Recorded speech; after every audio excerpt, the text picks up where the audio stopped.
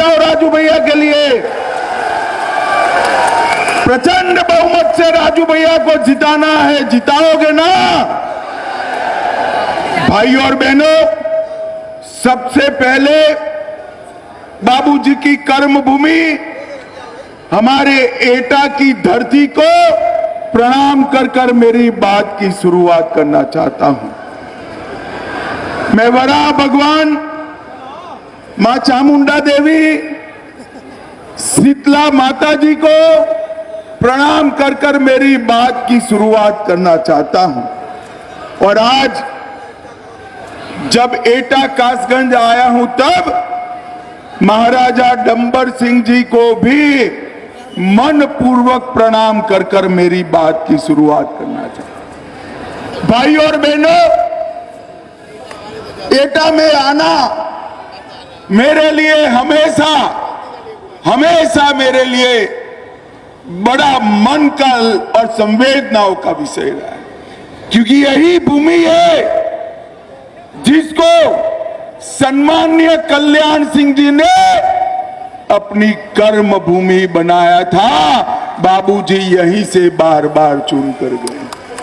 भाई और बहनों, भारतीय जनता पार्टी उत्तर प्रदेश के एक एक कार्यकर्ता पर बाबूजी का बहुत बड़ा ऋण है। शायद आने वाले 50 सालों तक ये ऋण हम उतार नहीं पाए। बाबूजी के नेतृत्व में ही पहली बार उत्तर प्रदेश में पूर्ण बहुमत की सरकार बनाने का यश स्वर्गस्थ कल्याण सिंह जी को मिला है।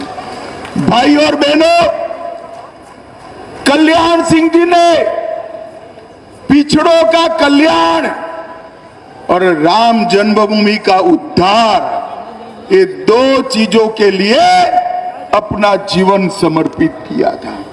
और आज मुझे आनंद है कि हमारे प्रिय नेता और प्रधानमंत्री जी ने बाबूजी के दोनों लक्ष्यों को पूर्ण करने का काम किया है।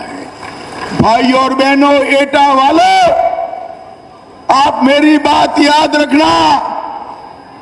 दो खेमे हैं, एक खेमा राम भक्तों पर गोली चलाने वाला का है और दूसरा खेमा राम मंदिर बनाने वालों का है। मुझे बताओ एटा वालों, राम मंदिर बनना चाहिए था या नहीं बनना चाहिए था? अरे क्या आवाज है भाई। बाबूजी ने राम मंदिर के लिए अपनी कुर्सी छोड़ी, आप ऐसी आवाज करोगे? बताओ, राम मंदिर बनना चाहिए था या नहीं बनना चाहिए था?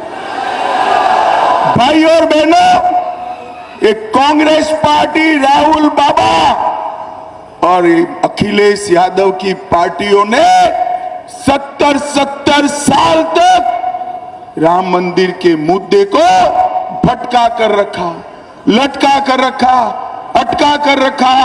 यूपी वालों, आपने मोदी जी को दूसरी बार प्रधानमंत्री बनाया। मोदी जी ने 5 अगस्त को 2020 को भूमि पूजन किया और 22 जनवरी को प्राण प्रतिष्ठा कर कर जय श्री राम कर दिया। मैं पूछना चाहता हूं अखिलेश को, अखिलेश जी, आपको प्राण प्रतिष्ठा का निमंत्रण मिला था या नहीं मिला था? ये राहुल बाबा को भी पूछना चाहता हूं, प्राण प्रतिष्ठा का निमंत्रण आपको मिला था या नहीं मिला था? सोनिया जी को भी मिला, खड़गे जी को भी मिला, अखिलेश जी को भी मिला, डिंपल यादव को भी मिला, मगर कोई वहां नहीं गया। भाई और बहनों, राम मंदिर की प्राण प्रतिष्ठा में जो लोग नहीं गए हैं उनको मालूम है कि हम वो लोग हैं जिन्होंने कार सेवकों पर गोली चलाई थी, कार सेवकों पर गोली चलाई।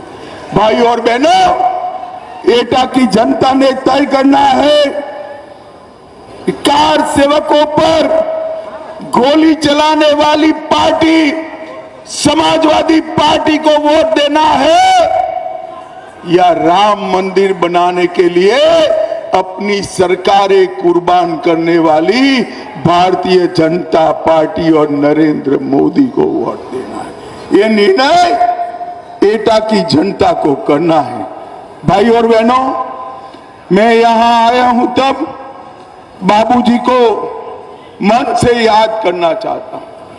पूरे भारत में बाबूजी ही थे जिन्होंने पिछड़े वर्ग का, गरीबों का कल्याण करने का बीड़ा उठाया था। बाबूजी की सरकार तो चली गई मुलायम सिंह जी के कारण, परंतु जब आपने हमारे प्रिय नेता नरेंद्र मोदी जी को प्रधानमंत्री बनाया, उन्होंने पिछड़ा वर्ग को, गरीबों को आगे बढ़ाने में कोई कसर नहीं छोड़ी। भाई और बहनों, ये समाजवादी पार्टी जिनकी गोद में बैठी है वो कांग्रेस पार्टी पिछड़ा वर्ग की विरोधी पार्टी, ओबीसी की विरोधी पार्टी, सालों तक काका साहेब कालेलकर कमीशन की रिपोर्ट को वो दबा कर रखे, मंडल कमीशन की रिपोर्ट का विरोध किया और मोदी जी जब आए, एक गरीब मां का बेटा जब इस देश का प्रधानमंत्री बना, पिछड़ा वर्ग को संवैधानिक सम्मान देने का काम अपने नेता नरेंद्र मोदी ने किया। मित्रों, नरेंद्र मोदी ने किया। नरेंद्र मोदी जी ने 80 करोड़ गरीबों को प्रति व्यक्ति प्रति माह 5 किलो अनाज फ्री ऑफ कॉस्ट देने की शुरुआत की।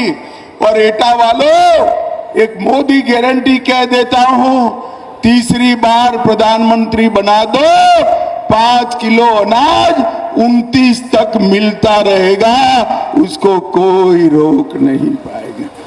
करोड़ों घरों में गैस का चूल्हा दिया, नल से जल दिया, 60 करोड़ लोगों को 5 लाख तक का पूरा इलाज फ्री ऑफ कॉस्ट कराने का काम किया और बाद में कई सारे लोगों को घर दिया है। अब तक मोदी जी 3 करोड़ गरीबों को घर दे चुके हैं।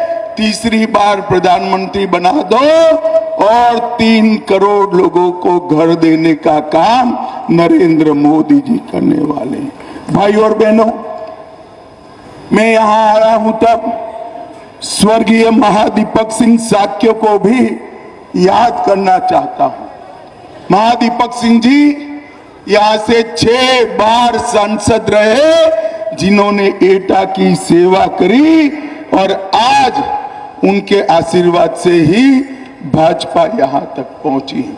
भाई और बहनों, मैं आज अखिलेश जी को कहना चाहता हूं कि भैया आप जातिवाद कर रहे हो, ये तो मैं समझ गया, मगर आपको जाति में भी आपका परिवार ही दिखाई पड़ता है। भाइयों बहनों, खुद अखिलेश कन्नौज से लड़ रहे हैं, मैनपुरी से डिंपल यादव उनकी धर्मपत्नी लड़ रही है, फिरोजाबाद से अक्षय यादव उनके भतीजे लड़ रहे हैं, बदायूं से आदित्य यादव परिवार से लड़ रहे हैं, आजमगढ़ में धर्मेंद्र यादव लड़ रहे हैं। अब कोई 25 साल से बड़ा नहीं है, वरना यूपी की 85 सीटों पर ये परिवार वालों को ही लड़ाते। भाइयों और बहनों, नरेंद्र मोदी जी ने जातिवाद और परिवारवाद को समाप्त कर यहां पर गरीबों का कल्याण का यज्ञ चलाया है। हर गरीब को अपने जीवन स्तर को ऊपर उठाने का काम नरेंद्र मोदी ने किया। और मित्रों, ये राहुल बाबा अभी अभी पिछड़ा वर्ग के नाम पर झूठ फैला रहे हैं। वो कह रहे हैं कि भाजपा को 400 सीटें दी तो भाजपा आरक्षण हटा दी। ए राहुल बाबा में समझ नहीं है भैया, आरक्षण हटाने के लिए पूर्ण बहुमत 2 टर्म से भाजपा के पास है, नरेंद्र मोदी के पास है, परंतु नरेंद्र मोदी जो है वो आरक्षण के समर्थक है। मैं आज मोदी गारंटी कहकर जाता हूं, SC, ST और पिछड़ा वर्ग का आरक्षण ना भाजपा हटाएगी ना किसी को हटाने देगी, ये मोदी का गारंटी। भाई और बहनों, कर्नाटक में कांग्रेस की सरकार आई, 5% आरक्षण मुसलमानों को दिया। हैदराबाद में कांग्रेस की सरकार थी, 5% आरक्षण मुसलमानों को दिया। किसका कटा? जरा जोर से बोलो, किसका कटा? ओबीसी का कटा, पिछड़े वर्ग का कटा। राहुल बाबा झूठ मत बोलो, पिछड़े वर्ग के आरक्षण को कम करने का काम अगर किसी ने किया है तो ये कांग्रेस पार्टी ने किया है। एटा कासगंज वालों, इन लोगों ने झूठ की फैक्ट्री खोल कर रखी है। उनका जब यहां पर सरकार था, अखिलेश बाबू याद करो, आपकी सरकार थी, पलायन पश्चिमी यूपी से होता था, गुंडे लोगों को त्रस्त करते थे। भाइयों बहनों, आपने भाजपा सरकार 17 में बना दी। योगी आदित्यनाथ के शासन में लोग पलायन नहीं कर रहे हैं, गुंडे पलायन कर रहे हैं, गुंडे पलायन। भाई और बहनों, Purvanchal expressway, Bundelkhand expressway, Gorakhpur link expressway, Ballia expressway, Ganga expressway, ये सारे एक्सप्रेसवे बनाकर मोदी जी ने यूपी में रोडों का जाला बनाया। सिर्फ 7000 किलोमीटर नेशनल हाईवे थे, मोदी जी ने ये 10 साल में 7000 किलोमीटर से 12000 किलोमीटर तक पहुंचाने का काम नरेंद्र मोदी ने किया। भाई और बहनों, 9 एयरपोर्ट बन चुके हैं, 12 निर्माणाधीन है और एशिया का सबसे बड़ा एयरपोर्ट जेवर में बन रहा है। 25 से अधिक घरेलू वायु मार्ग बनाए, 12 शहरों में मेट्रो पहुंची है, डिफेंस कॉरिडोर से हजारों युवाओं को रोजगारी मिलने वाली है। 30 नहर योजनाएं मोदी जी ने चालू करी है। 2 एम्स मोदी जी के समय में आए हैं और 68 मेडिकल कॉलेज बन चुके हैं और 22 मेडिकल कॉलेज बनने वाले हैं। भाइयों और बहनों, नरेंद्र मोदी जी ने उत्तर प्रदेश को विकास के युक्त करने का काम किया है। जहां पहले बम धमाके होते थे, गोलियां चलती थी, वहां पर आज बम बनाने के कारखाने डालने का काम हमारे नेता नरेंद्र मोदी जी ने किया।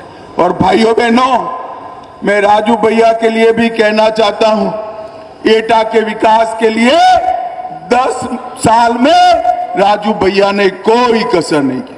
अलीगढ़ से कानपुर 305 किलोमीटर का 4 वे लोन, भारत माला योजना, एटा कासगंज 4 लेन सड़क, अलीपुर बरवाड़ा से सहसवान तक गंगा पुल का निर्माण, 410 करोड़ की रेलवे लाइन, 25,000 क्विंटल मिलेट्स केवल और केवल कासगंज से विदेश गए हैं। एटा में मेडिकल कॉलेज, कासगंज में भी मेडिकल कॉलेज सैंक्शन हो गया है। थारा चित्रा में पॉलिटेक्निक कॉलेज, 20,000 ग्रामीण आवास, उज्ज्वला योजना के 1,63,000 लाभार्थी, जवाहर तापीय परियोजना 1320 मेगावाट का बिजली का कारखाना, 2,57,000 गरीबों के घर में नल से जल और 2,70,000 शौचालय का निर्माण। राजू भैया कम बोलने वाले हैं पर ज्यादा काम करने वाले हैं। एक बार जोर से ताली बजा दो राजू भैया के लिए भाई। और मैं आज एटा कासगंज वालों को कहकर जाता हूं, ए राजू भैया को सांसद बना दो, उनको बड़ा आदमी बनाने का काम भारतीय जनता पार्टी करेगी। भाई और बहनों, मैं आज 2 चरण का चुनाव होने के बाद यहां आया हूं। मैं 2 चरण का परिणाम बता दूं। जानना है एटा वालों 2 चरण में क्या हुआ है? जानना है? अरे जोर से बोलो, जानना है? कहीं बताना मत तो बताऊं जोर से। 2 चरण में मोदी जी ने सेंचुरी से ज्यादा सीटें जीतने का काम कर दिया है। और एक घमंडिया गठबंधन साफ हो गया है। अखिलेश बाबू, ये 2 शहजादे राहुल और अखिलेश इकट्ठा आए हैं, अब तक तो उनका खाता भी नहीं खुला है, शायद तीसरे चरण में भी नहीं खुलेगा। मैं आपको कहने आया हूं भाई और बहनों, हमारे राजू भैया को प्रचंड बहुमत से जिताना है। राजू भैया के नाम के सामने कमल का निशान है।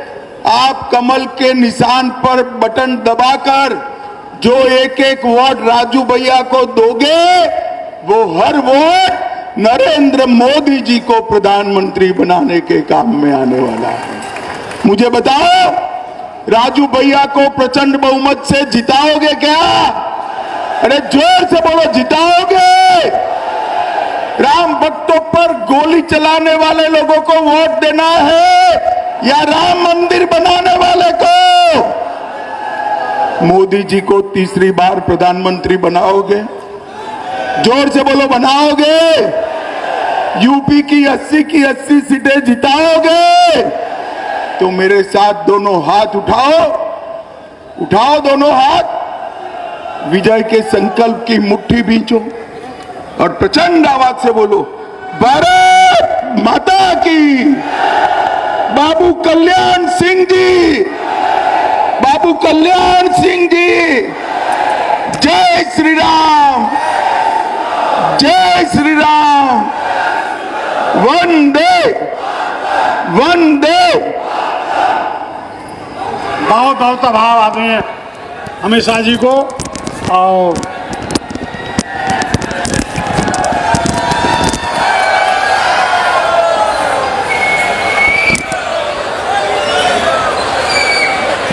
मैं दोनों जिला अध्यक्ष और जनप्रतिनिधियों से निवेदन करता हूं कि हमारे प्रदेश अध्यक्ष और आदरणीय गृह मंत्री अमित शाह जी का बड़ी माला से स्वागत कर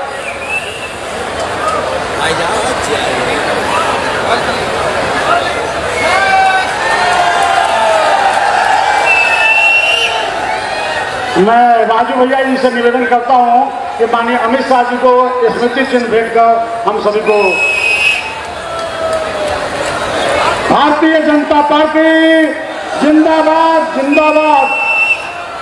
माननीय अमित शाह